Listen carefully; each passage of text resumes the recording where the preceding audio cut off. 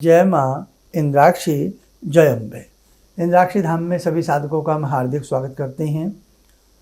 पावन महीना पुरुषोत्तम मास का चल रहा है और साथ ही हजारों साधक अपने घर में गायत्री महामंत्र की साधना कर रहे हैं। पुरुषोत्तम मास का महीना हो और उसमें गायत्री मंत्र की साधना हो, सोने पर सुहागा। तो आज ये खास कार्यक्रम उन्हीं साधकों के लिए है जो साधक इस माह में विशेष प्रकार के मंत्र, यंत्र, विशेष प्रकार की साधनाएं कर रहे हैं।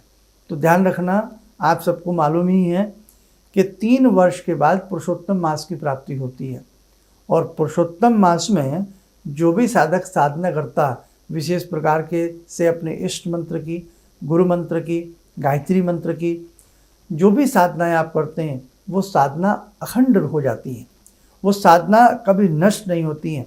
इन महीनों में, इन तिथियों में की गई साधनाएं निश्चित रूप से साधक का कल्याण करने वाली मानी गई हैं और कामनाओं को पूर्ण करने वाली मानी गई हैं।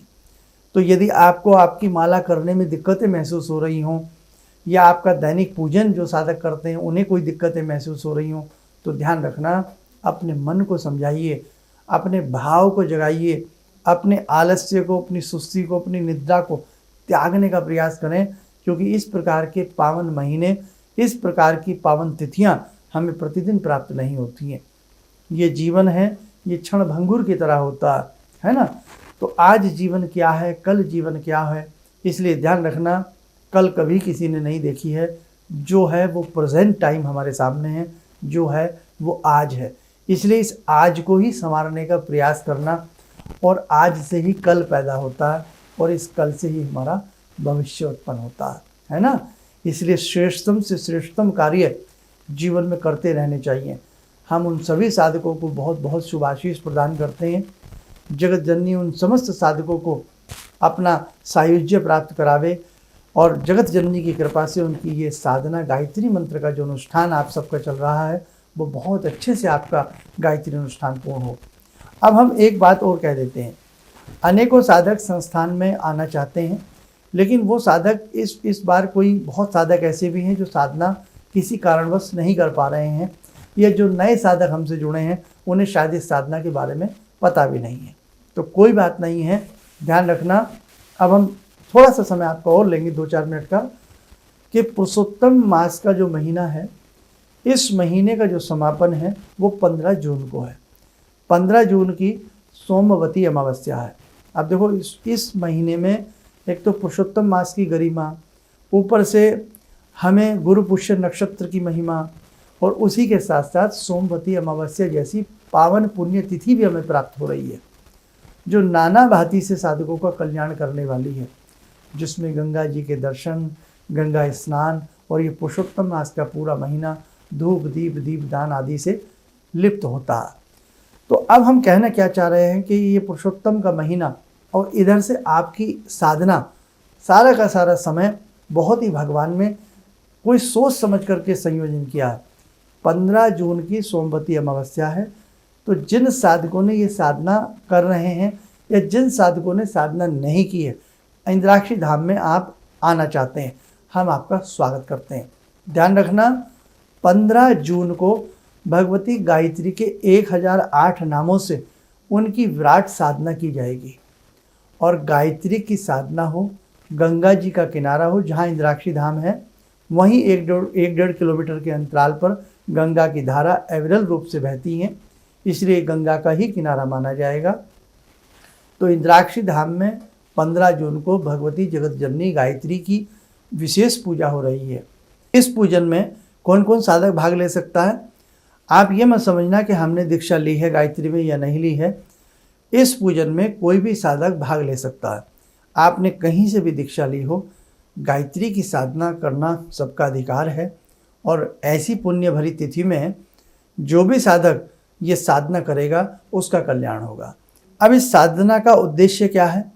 एक तो पुरुषोत्तम मास का अंतिम दिन, नंबर दूसरी बड़ी बात कि सोमवती अमावस्या, और तीसरी बात इस विशेष अमावस्या में भगवती गायत्री का विराट पूजन, सामूहिक पूजन।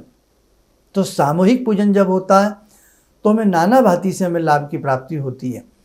आज हम जीवन में नाना भांति से दुखी हैं, कोई धन से है, कोई मन से है, कोई तन से है, कोई हर समय डिप्रेशन में रहता है, तो कोई कहीं ना कहीं किसी के कार्य नहीं बनते हैं, कहीं किसी को लगता है मेरा भाग्य कमज़ोर है, लगता है ना। तो नाना भांति से हम दुखों से भरे पड़े हैं, बीमारियां हमारे शरीर में बहुत सारी लगी हुई हैं। तो आपके लिए ये जो विशेष पूजन है आपके कष्टों के निवारण के लिए। हम मानते हैं थोड़ा गर्मी का समय ज़रूर है, लेकिन जप में और तप में कैसी गर्मी, इसलिए भगवान इतनी आसानी से नहीं प्राप्त होते हैं और किसी भी श्रेष्ठ कार्य करने के लिए कुछ तो पसीना बहाना पड़ता है। इसलिए जो भी साधक इस पूजन का हिस्सा बनना चाहता हो, अभी भी समय है, क्योंकि फिर सीट फुल हो जाती हैं, फिर हम विवश हो जाते हैं। अंतिम दिनों में जाकर के अनेकों साधक अपना नाम लिखवाते हैं, फिर उनको मना किया जाता है, क्योंकि एक स्थान होता है, उसकी भी एक लिमिट होती है कि इसमें इतने साधक बैठ करके पूजा कर सकते हैं। अतः इस साधना से आप वंचित ना रह जाएं, जल्द से जल्द अपना नाम नंबर लिखवा लें। और एक और आपको बात बताएं, जितनी भी इंद्राक्षी धाम में ये सामूहिक पूजाएं होती हैं, आपके कल्याण के लिए जितनी भी ये पूजाएं होती हैं, ये सब निःशुल्क होती हैं। इसमें ऐसा नहीं है कि आप आगे बैठेंगे तो आप इतना पैसा देंगे, आप ये पूजा करेंगे तो नहीं। ये सभी के लिए एक परोपकार की भावना के साथ, एक भाव भरी भावना के साथ, सभी के कष्टों के निवारण के लिए आप सबके प्रेम और सहयोग से ये सारी पूजाएं होती रहती हैं। इसलिए आप इस प्रकार की जितनी भी पूजाएं हो, चाहे इंद्राक्षी धाम में हो, चाहे कहीं भी हो, आपके नगर में हो, कहीं भी हो, हमें अधिक से अधिक श्रद्धालुओं को ऐसी पूजा के लिए प्रेरित करना चाहिए। आप अपने परिवार में, अपने मित्रजन में अधिक से अधिक इस साधना के बारे में बताएं, इस पूजन के बारे में बताएं।